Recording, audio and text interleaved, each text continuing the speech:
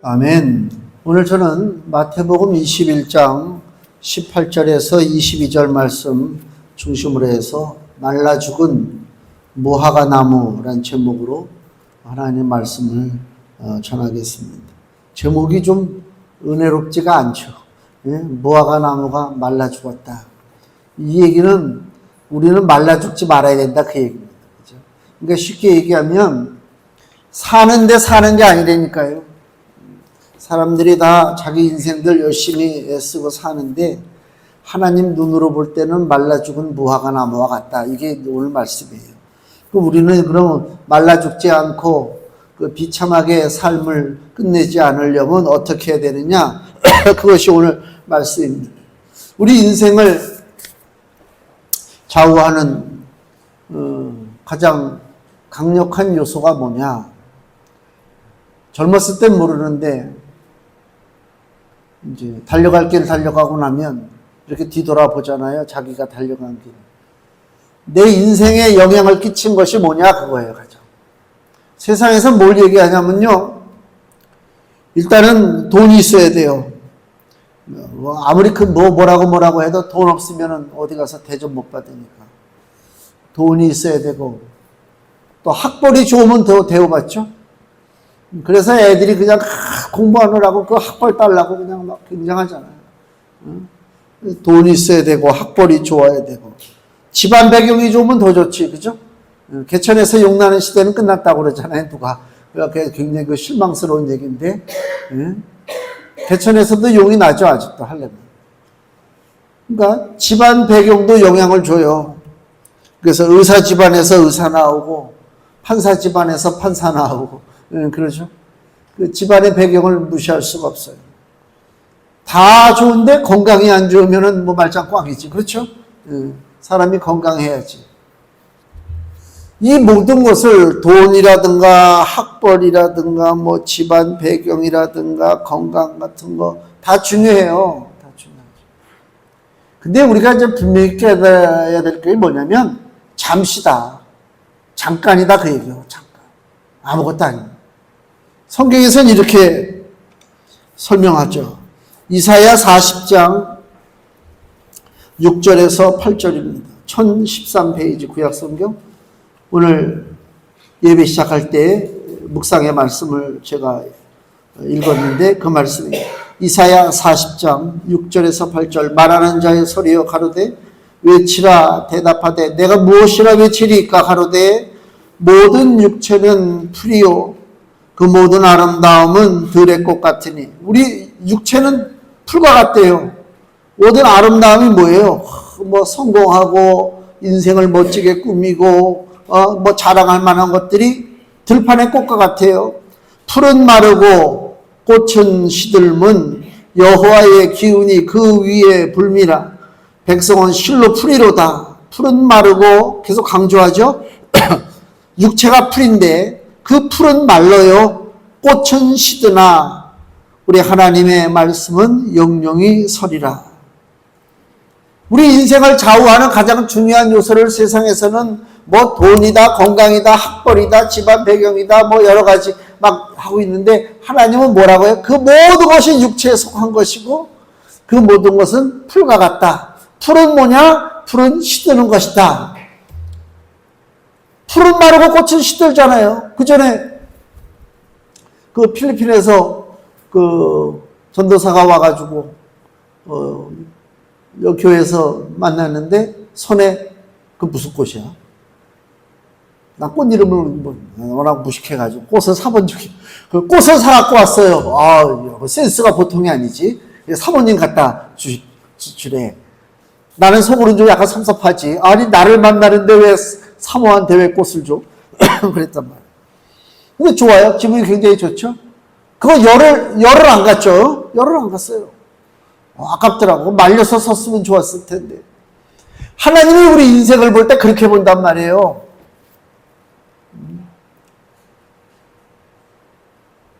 10대, 20대 우리들의 모습을 보세요. 지금의 또 10대, 20대 청년들. 생기가 있죠. 생명력이 있단 말이에요. 애들 보시면 알아요. 나이를 먹으면요. 걸음이 늦어져요. 저도 옛날에는요, 축지법 쓰는 것처럼 날아다녔어요. 이게 발이 약간 땅에서 살짝 떴어요. 믿거나 말거나. 약간 씩 이렇게 갔다니까. 근데 지금은요, 사람들이 다 나를 따라 마셔. 기분 되게 나쁘더라고. 그래가지고, 지난 월요일 날 그랬나? 화요일 날 그랬나? 무슨 일 때문에 하여튼 열심히 막 돌아다녔어요. 8,000보 걸었어요. 모처럼 만에. 그리고서 이틀인가 3일 동안 무릎 아파서 알았어요. 너무 무릎이 아프더라고. 옛날에 내가 아니야. 날아다녔던 내가 아니라니까. 사람들이 볼 때 누구든지 나를 따라먹을 수 있는 존재가 됐단 말이야, 내가. 20대, 30대에 얼마나 생명력이 있어요. 그죠? 싱싱하잖아요. 힘이 있잖아요. 활기가 있잖아요. 그 아이들 보세요. 우리 옆집의 아이들만 해도 어린이집 갔다 오면요. 그냥 이렇게 올라와가지고 자기네 집으로 안 들어가요. 우리 집 앞까지 뛰어왔다 가요. 뛰어왔다가. 우리 노인네들은요, 오면요, 문 열고 들어가서 쓰러지기 바쁘지, 어딜 뛰어갔다 와. 응? 그렇잖아요. 근데 애들은 안 그래요. 힘이 넘치니까, 난 그게 너무 신나고 재밌어. 쟤는 얼마나 축복될까? 쟤는 얼마나 행복할까? 그 어린 생명이 너무, 부러워. 부럽단 말이에요.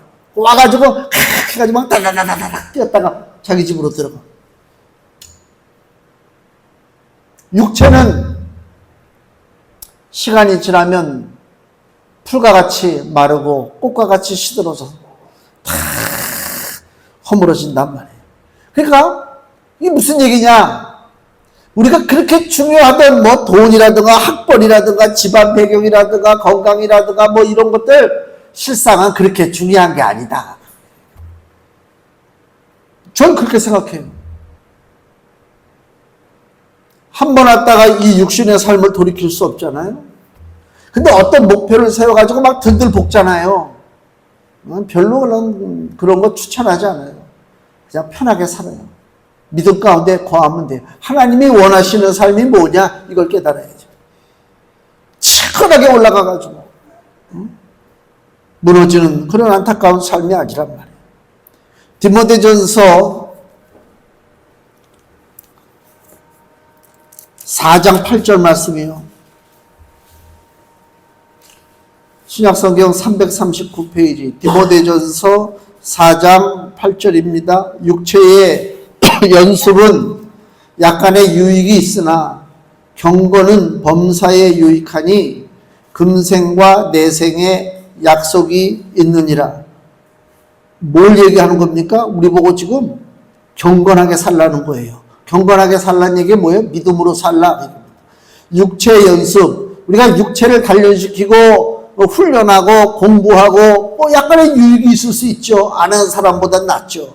그러나 진짜 우리가 놓치지 말아야 할 것이 뭐냐? 경건한 삶이다. 믿음의 삶이다. 왜? 범사에 유익하단 말이에요. 육신의 삶은 그냥 코앞에 보이는 삶. 그죠? 내 눈앞에 보이는 것에만 집중하죠. 근데 믿음의 삶, 경건의 삶은요, 범사에 유익해요. 그래서 금생, 지금의 삶과 앞으로 오는 영원한 내생의 삶에 유익하다. 약속이 있다는 얘기는 뭐예요? 우리에게 축복이 온전히 이루어진다. 즉, 그 얘기를 하고 있는 것입니다.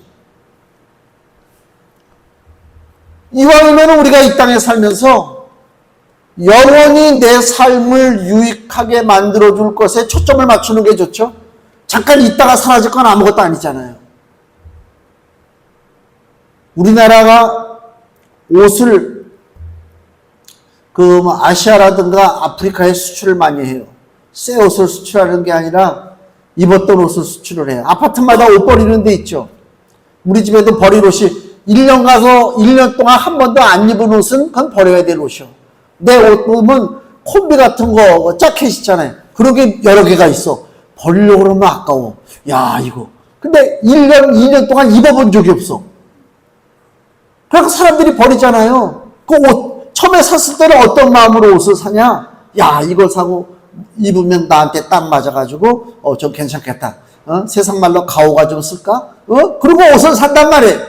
조금 있어보면 거추장스러워. 쓰레기가 돼. 아무 소용이 없어. 그래서 옷을 버리는 거, 낡아져서 버리는 것이 아니라 나에게 쓸모가 없어져서 옷만 버려요. 핸드백도 버리고 신발도 버리고 뭐 버리는 게 천지요. 아파트에 가보면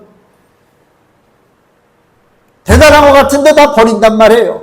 그렇게 잠깐 있다가 사라질 것에 우리가 초점을 맞추고 산다면 얼마나 어리석고 바보 같으냐. 가장 소중한 것이 뭐냐. 오늘 본문에 이 무화과 나무, 예수님이 베다니 성으로 들어오는데, 베다니에 갔다가 예루살렘 성으로 들어오는데 배고프잖아요, 아침에. 그래서 19절에 무화과 나무를 보시고 열매가 있나 글로 가시잖아요, 드시려고.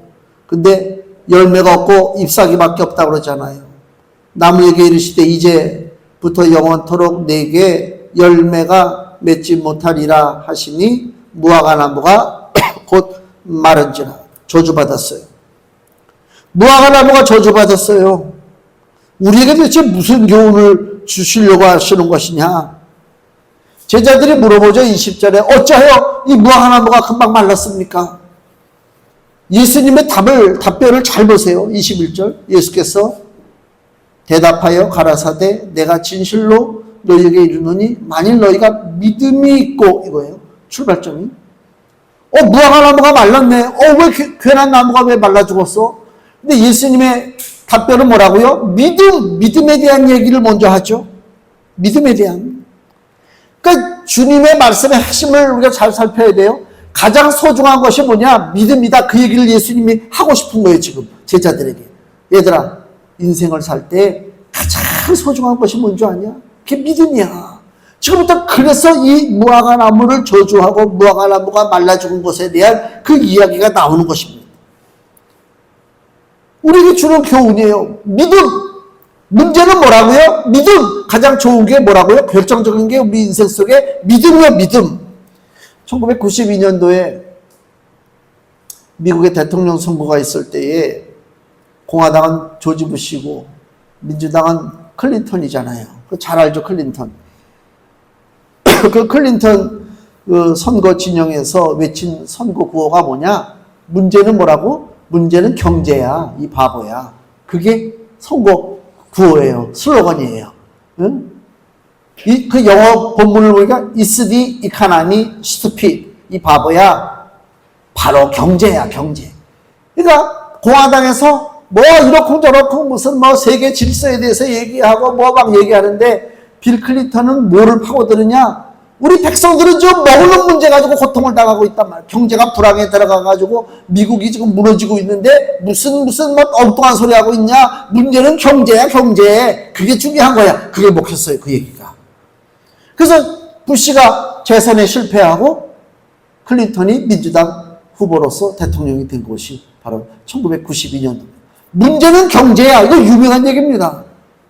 막 사람들이 이런 얘기 저런 얘기 하잖아요. 그럼 핵심을 놓쳐. 도대체 가장 지금 이 시점에 우리에게 있어야 할 것이 뭐냐, 가장 중요한 것이 뭐냐라고 하는 얘기를 할 때 문제는 경제야 라고 하는 이 클린턴의 선거 슬로건을 우리가 사용한단 말이에요. 마찬가지로 예수님께서 우리에게 주시는 지금 이 이야기가 뭐냐? 우리 인생에 있어서 가장 큰 문제, 가장 소중한 것이 뭐냐? 문제는 믿음이야, 믿음. 믿음이 해결되지 않으면 아무리 용을 쓰고 발을 뭐 이리저리 뛰어다니고 애를 써도 그 인생은 결과적으로 저주받고 끝날 수밖에 없다. 즉 그 얘기를 하는 거란 말이에요. 무화과 나무가 말라 죽었어요. 저주받았어요. 멀쩡한 나무가 죽었다니까. 주님이 우리에게 보여주시는 답은 간단해요. 믿음이 없기 때문에 말라 죽는다. 그럼 왜 믿음이 없느냐? 믿음이 없느냐? 잎사귀만 풍성하잖아요. 예수님이 배고파서 무화과 나무한테 갔는데 잎사귀만 있잖아요. 열매가 없단 말이에요. 마가복음 11장에 보면 이 배경이 더 자세히 설명이 되어 있는데요. 마가복음 11장 13절을 한번 보세요. 바로 뒤에 우리 마태복음 다음에 마가복음 11장 13절. 멀리서 잎사귀 있는 한 무화과 나무를 보시고 혹 그 나무에 무엇이 있을까 하여 가셨더니 가서 보신즉 잎사귀 외에 아무것도 없더라.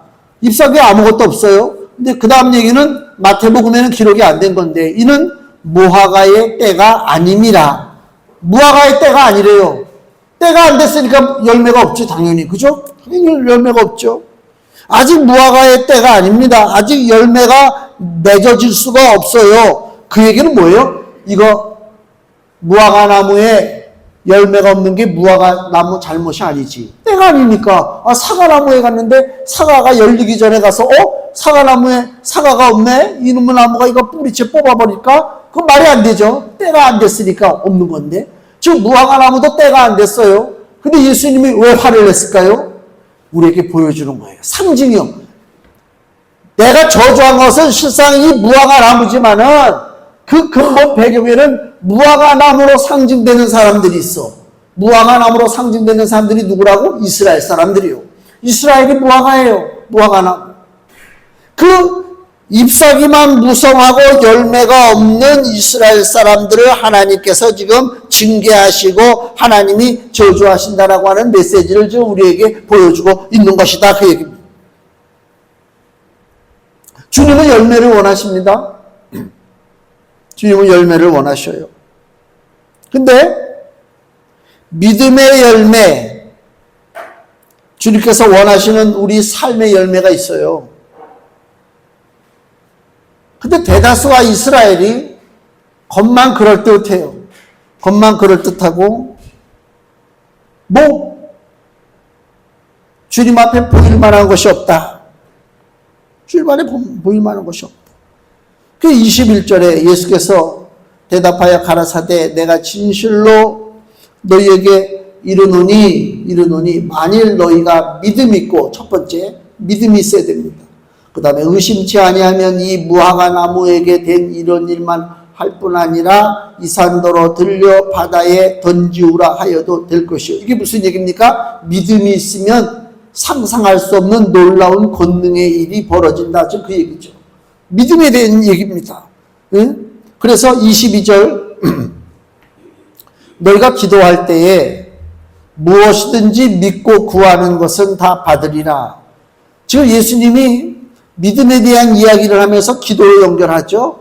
기도가 어떤 기도가 살아있는 기도라고요? 믿음이 바탕이 되지 않으면 반대로 얘기하면 돼요. 22절에 기도가 믿음이 바탕이 되지 않으면 무엇이든지 구하는 것은 다 받지 못한단 말이에요. 그러니까 믿음이 바탕이 된 기도를 너희들이 해야 되겠다. 즉 우리가 이 땅에 살면서 하나님의 자녀로 살아가고 있잖아요. 자녀는 부모가 책임져 줘야 돼요. 그렇죠? 자녀는 부모가 책임져야 되잖아요. 먹는 것부터 시작해서 입는 거, 모든 의사결정의 모든 것까지 부모가 관여를 해야 돼요. 일종 자라날 때까지는. 그게 부모의 책임이죠. 세상의 법칙이 그렇잖아요. 믿음의 법칙도 똑같아요. 우리가 믿음의 자녀로 태어났어요. 이 땅에서 살아가야 돼요. 하나님께서 우리에게 필요한 것을 보시고 그때그때 공급해 주시죠. 근데 공급의 통로가 어디냐? 그게 믿음이요. 믿음의 기도란 말이에요. 믿고 구하는 기도가 있어요. 그 통로가 있단 말이에요. 근데 그 기도의 통로, 믿음의 통로가 막혀버리면 내가 믿음의 사람으로 살 때 믿음의 아버지로부터 받을 수 있는 것이 없어요. 통로가 막혔으니까. 그 통로를 뚫기 위해서 어떻게 해야 되느냐? 믿음을 가지고 기도의 통로를 뚫어야 된단 말이에요. 믿음이 없이는 신앙생활 수십 년을 해도 그 삶의 열매가 없는 것은 지극히 당연한 것이다. 믿음의 통로가 열려야 되는 것입니다. 그러니까 여기 지금 오늘 본문을 내용을 보면 예수님이 예루살렘 성으로 들어오시면서 무화과 나무에게 갔어요. 열매를 찾았는데 열매가 없어요. 예수님이 저주해서 이 무화과 나무가 말라 죽었어요. 제자들이 물어보죠. 왜 말라 죽었습니까? 예수님의 답변이 뭐라고요? 믿음이 있고, 그 다음에 22절 너희가 기도할 때에 무엇이든지 믿고 믿음이요. 계속 믿음을 얘기하죠. 가장 중요한 것은 믿음이라고 하는 요소가 빠져버리면 말라버린 무화과 나무와 똑같다. 지금 그 얘기를 예수님이 하시고 있단 말이에요. 거룩한 성 예루살렘 성이잖아요. 그곳에는 당연히 믿음의 열매가 있어야 돼요. 믿음의 열매가 있어야 되는데 온갖 부패와 탐욕과 정욕과 형식적인 종교 생활, 이게 뭐예요? 잎사귀만 무성한 거예요. 겉만 그럴듯하단 말이에요. 더 이상 우리 하나님께서 두고 볼 수가 없어요. 하나님을 기쁘시게 해드릴 열매가 없기에 이제 예루살렘은, 이제 이스라엘은 말라 죽을 일만 남았다. 그게 현실입니다. 시편을 보세요. 시편 1편. 시편 1편에 1편 1절에 복 있는 사람은 그러잖아요. 이 복 있는 사람이 뭐예요? 믿음의 사람입니다. 여기 이제 믿음의 사람은 이렇게 집어넣어도 돼요. 자, 복 있는 사람, 믿음의 사람은 가지 말아야 할 세 길이 있죠. 악인의 꾀를 쫓지 아니하며, 악인의 꾀를 우리가 가져가면 안 돼요. 죄인의 길에 서지 아니하며, 오만한 자의 자리에 앉지 아니하고, 요 세 가지예요. 악인의 꾀, 죄인의 길, 오만한 자의 자리, 여기를 피하는 사람이 복 있는 사람이요 믿음의 사람이라고 지금 성경은 얘기하고 있습니다. 악인의 꾀, 죄인의 길, 오만한 자의 자리, 그게 뭐예요? 베드로후서, 신약성경으로 다시 갑니다. 베드로후서 1장 4절입니다. 신약성경 384페이지. 베드로후서 1장 4절 384페이지. 이로써 그 보배롭고 지극히 큰 약속을 우리에게 주사 약속으로 말미암아 너희로 정욕을 인하여 세상에서 썩어질 것을 피하여, 이 말씀이 나오죠. 자, 여기 보면 정욕을 인하여 세상에서 썩어질 것, 이걸 딱 잘라야 돼.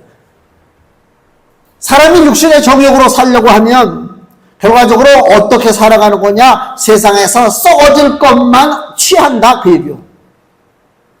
그래서 복 있는 사람, 믿음의 사람은 악인의 꾀, 죄인의 길, 오만한 자의 자리, 이것이 세상에서 썩어질 것들이에요. 당연히 그걸 피해야죠. 썩어질 거 함께 하면 안 되죠. 정욕을 인하여 세상에서 썩어질 것을 피한다. 이게 믿음의 사람이란 말이에요. 근데 믿음이 있다고 하지만, 믿음이 있다고 자기가 착각하고 사는 거지. 믿음이 있다고 하는데 실상은 내 삶에 그 썩어질 것들이 너무나 많어. 거기에 대한 고민이 좀 있어야 돼요. 그래서 시편 1편 2절에 오직 믿음의 사람은요, 여호와의 율법을 즐거워하여 그 율법을 주야로 묵상하는 자로다. 즉 하나님의 말씀을 주야로 묵상한다는 얘기는 뭐예요? 아무것도 안 하고 그냥 말씀만 계속 생각하고 있으라는 얘기입니까? 아니요. 말씀대로 살기를 작정하고 사는 거예요. 하나님 말씀 가운데 사는 거예요. 그 결과가 뭡니까? 시편 1편 3절에 자, 악인의 꾀를 쫓지 않고 죄인의 길에도 서지 않고 오만한 자의 자리에 앉지 않습니다. 믿음의 사람. 이것은 썩어질 것이기 때문에. 그 다음에 여호와의 율법 말씀을 즐거워합니다. 말씀에 순종하기를 원합니다. 그럴 때에 3절 저는 시냇가에 심은 나무가 시절을 쫓아 과실을 맺으며, 과실이 있어요. 그 잎사귀가 마르지 않습니다. 저주받지 않습니다. 마르지 아니함 같으니 그 행사가 다 형통하리로다. 아멘. 열매 있는 나무요, 마르지 않는 잎사귀가 된다, 그 얘기입니다. 예수님이 책망하시는 열매 없는 것들, 즉 거짓 믿음, 겉은 그럴듯해, 잎사귀만 무성해, 속에는 거짓 탐욕 죄악이 가득하단 말이에요. 그래서 마태복음 15장 7절 보세요. 마태복음 15장 7절에서 8절. 외식하는 자들아, 이사야가 너희에게 대하여 잘 예언하였도다. 일러스되 이 백성이 입술로는 나를 존경하되 마음은 내게서 멀도다. 마음은 하나님께로부터 멀어졌어요. 이스라엘이 믿는다는 사람들이 하나님을 마음에 두지 않고 세상만 살아간다, 그 얘기요. 한 사람이 두 주인을 섬기지 못한다고 예수님 그러잖아요. 하나님과 재물을 겸하여 섬기지 못한다고 그랬는데, 이 열매 없는 무화과와 같은 그런 말라버린 인생들의 특징은 뭐냐? 하나님과 재물, 하나님과 세상 중에 누구를 섬기기로 작정했느냐? 세상을 섬기기로 작정한 사람들이 말라 죽을 사람들이다. 지금 그 얘기를 하고 있는 것입니다. 그러니까 믿음은 모든 것의 기초요 출발이란 말이에요. 우리가 구원받았잖아요. 구원을 어떻게 받았어요? 믿음으로 구원받은 거예요. 무슨 행위를 통해서, 열심을 통해서, 뭐 책을 열심히 읽고, 기도 생활을 열심히 하고, 그래서 구원받은 것이 아니라, 믿음으로 구원받았어요. 근데 그 믿음이 뭐냐? 첫 번째, 가장 기초적인 믿음은 예수가 나의 구세주가 되는 것입니다. 예수님이 십자가에서 매달리실 때에 나의 모든 죄악된 인생도 매달린 거예요. 이걸 믿는 거예요. 예수가 죽을 때 나도 죽었어요. 예수가 살았을 때 나도 살았어요. 그래서 이제 누구든지 그리스도 안에 있으면 새로운 피조물이라. 이전 것은 어떻게 됐다고요? 지나갔으니 보라 새 것이 되었도다. 믿는 거예요. 근데 옛 성품대로 사는 게 아니요. 10년 전에 내 모습으로 사는 게 아니요. 5년 전에 내 모습으로 사는 게 아니라니까. 예수 믿기 전에 내 모습을 그리워하는 것이 아니란 말이에요. 지금의 내 모습으로 산단 말이에요. 믿음으로 사는 것입니다. 다시 베드로후서 1장 4절 보세요.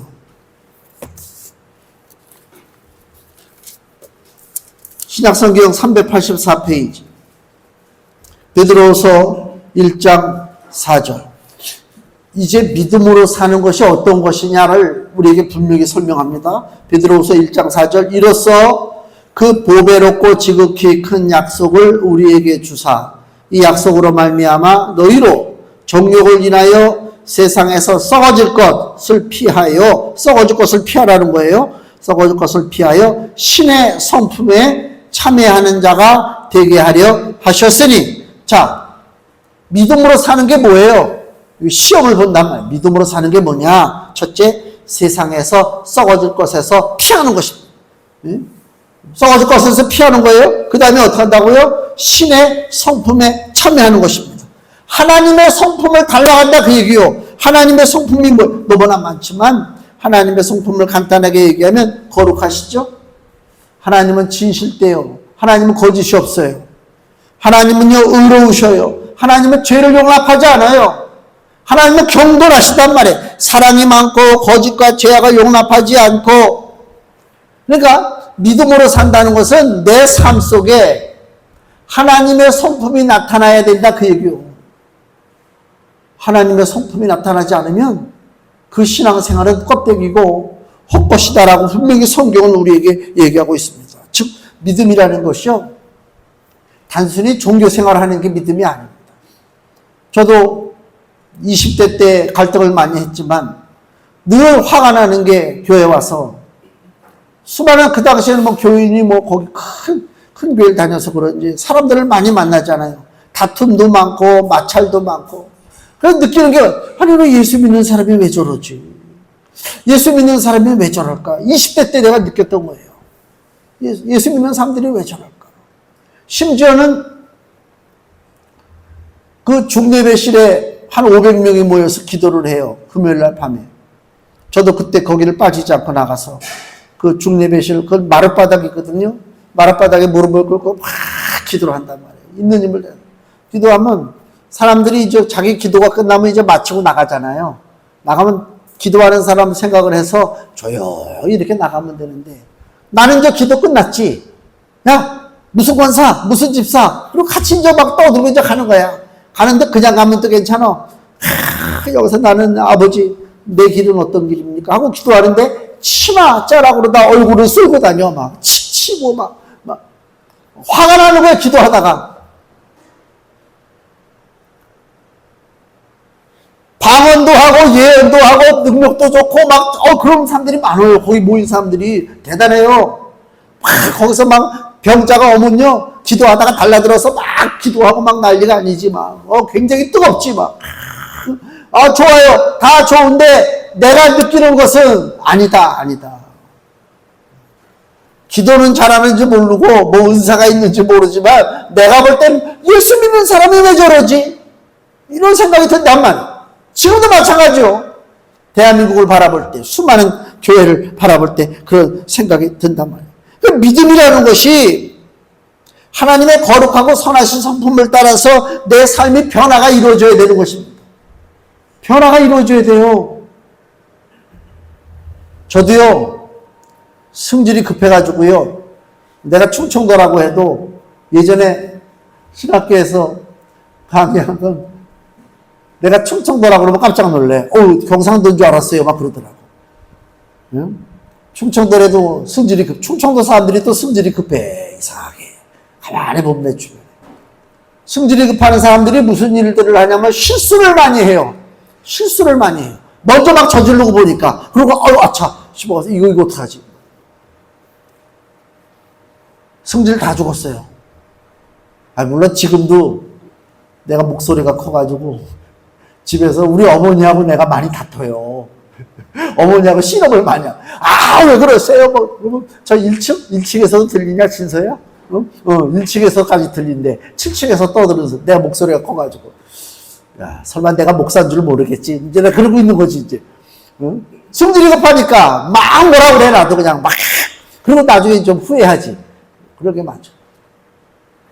교회, 지난번에 100년에 한 번 올까 말까 비가 와가지고 물이 찼잖아요. 화가 너무 나지, 내가. 화가 너무 나지. 여기를 빨리 보수공사를 해야 되는데 아직도 안 했어. 엊그저께도 와서 보니까 물이 똑 이렇게 떨어져. 이걸 관리하는 사람을 잡아다가 요조를 낼까? 이게 옛날 생각이야. 옛날 같았으면 내가 그래서 요조를 냈지, 내가. 어디 그냥.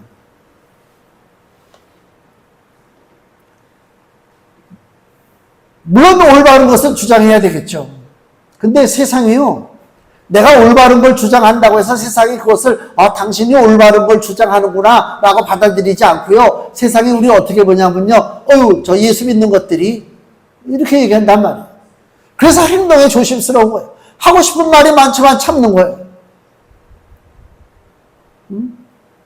하나님의 영광을 가릴 수가 없잖아요. 수많은 사람들이 성경책을 띄고 주회전을 출입하고 있지만은 신앙의 위선자가 아니냐. 하나님 앞에 내세울 열매가, 내 인생의 열매가 없단 말이에요. 우리가 한국교회에서 열매라고 그러면 무슨 눈에 보이는 가시적인 거 있잖아요. 무슨 예를 들어서 무슨 구역에서 활동을 많이 해가지고 구역이 배가 된다든가, 그 다음에 하나님 앞에 드리는 헌금이 더 신앙생활 열심히 해가지고 헌금이 더 늘어났다든가, 이런 걸 그 열매라고 얘기해. 전도하고 그러는 거. 그게 우리 행신역에서 내리는데 저 일산에 있는 교회가 행신역까지 와가지고 전도지를 주더라고. 제가 일산에서 여기까지 왔네. 그래. 물론 열심히 내는 건 좋지. 근데 우리가 열매라고 하는 것은 그게 열매가 아니에요. 하나님께서 원하시는 열매는 어떤 것을 해서 거기에서 뭔가 얻어들이고 무슨 결실하고 그 열매가 아니라, 하나님이 원하시는 열매, 기쁘시는 열매가 뭐냐? 우리 삶 속에 하나님의 성품을 닮아가는 참 믿음의 삶의 열매가 있느냐? 그거예요. 그걸 하나님 보신다는 것이. 나는 변화되지 않아. 나는 여전히 옛날의 모습이야, 그냥. 그러면서 무슨 열매를 우리가 하나님 앞에 보이냐 말이에요. 그래서 안타깝게도 교회가 커질수록 위선자가 많아지는 현실이 지금 벌어지고 있다. 그래서 세상이 교회를 두려워하지 않습니다. 지금은 그래요. 그렇잖아요. 옛날 로마 시대 때는요, 지하실 교회가 강력했어요. 교회가 두려웠어요. 그래서 로마에 있는 그 독재자들이, 불신앙자들이 지하에 있는 교인들을 잡아다가 죽였어요. 왜? 무서우니까. 지금은 교회에 있는 사람들을 잡아다가 죽이지 않습니다. 안 무서워요. 교회에서 수만 명이 모이라고 그래. 자기들끼리 날마다 지지고 볶고 잔치하고 사는 거지 뭘 세상을 변화시킬 수 있습니까? 변화 못 시키잖아요. 대한민국이 변화됩니까? 변화 안 됩니다. 여전히 우상숭배면 텔레비전 보세요. 날마다 절감 나오고 무슨 이상한 우상 숭배하는 거 텔레비에서 나오지. 목사님들 나와가지고 거룩한 얘기하는 거 나옵니까? 기독교 방송 외에는. 중들은 일반 방송에도 수없이 나오대. 그렇잖아요. 세상이 교회를 두려워하지 않습니다. 왜요? 교회에 위선자가 많기 때문에 그래요. 말라 죽을 수밖에 없다. 이렇게.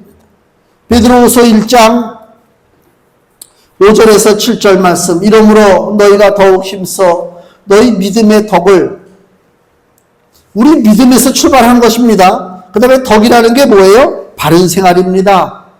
도덕적인 삶입니다. 올바른 삶입니다. 너희 믿음의 덕의 지식을, 하나님에 대한 지식을 우리가 가져야 돼요. 덕의 지식의 절제를, 자기가 하고 싶은 거, 내 맘대로 사는 거, 그게 죄예요. 그래서 절제해요.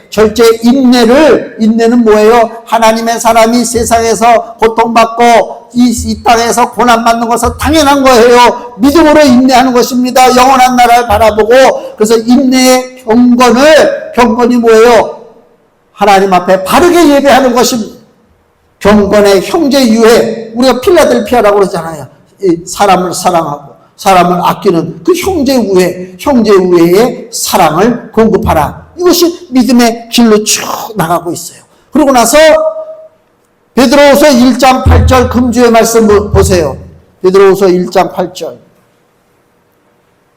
금주의 말씀입니다. 베드로후서 1장 8절 같이 읽겠습니다. 이런 것이 너희에게 있어 흡족한즉 너희로 우리 주 예수 그리스도를 알기에 게으르지 않고 열매 없는 자가 되지 않게 하려니와. 아멘. 지금까지 믿음에서 출발한 모든 것들, 믿음의 덕의 지식의 절제의 인내 경건의 형제우애의 사랑을, 이것이 없다면 열매 없는 자라 그 얘기요. 다시 반대로 이것이 있다면 누구라고요? 열매 있는 자가 되는 것입니다. 이건 주께서 원하시는 것입니다. 신앙은요, 믿음 생활은 치열한 것입니다. 내가 변화되지 않으면 죽어요. 신앙생활은요, 개별적인 것, 단체적인 게 아니요. 물론 연합도 해야 되겠지만 가장 소중한 것이 뭡니까? 내가 바로 서야 돼. 내가 바로 서지 못하면 옆 사람이 아무리 바로 서든 그 사람이 무엇을 하든 나하고 전혀 상관이 없어요. 내가 서야 될 거 아닙니까? 그렇잖아요. 예수님의 사람, 하나님의 자녀로 주께서 원하시는 믿음의 열매를 우리가 맺고 살아야 된다. 하나님께서 2000년 전에 예루살렘을 바라볼 때에 그 예루살렘은 말라서 죽어버릴 무화과 나무와 같았다. 지금 2000년이 지난 지금 이 땅에 수많은 크리스천들을 하나님이 보실 때에 어떻게 보실 것이냐? 다를 것이 없다. 우리는 그 잘못된 그 예를 따라서 말라 죽을 무화과처럼 인생을 살다가 실패할 것이냐? 과감히 거부하시고 하나님 앞에 기도하세요. 하나님, 내 삶이 변화되기 원합니다. 하나님의 뜻을 따라 살기를 원합니다. 세상 사람들은 자기 방식으로 사는 것이 지혜롭고 성공적이라고 떠들어대고 있지만, 그죠? 모든 인생은 육체로 풀과 같고 모든 영광은 풀의 꽃과 같아서 풀은 마르고 꽃은 시드나 하나님의 말씀은 영영토록 있다고 하는 그 사실을 우리가 믿음으로 고백하고 하나님 앞에 온전하게 우리가 변화됨으로 보여주는 그 생명의 열매를 통해서 말라 죽을 무화과가 아니라 시냇가에 심은 나무가 시절을 쫓아 과실을 맺어 하나님의 은혜를 찬송할 수 있는 열매 맺는 축복의 하나님의 자녀가 되시기를 예수님의 이름으로 축원을 드립니다. 기도하겠습니다.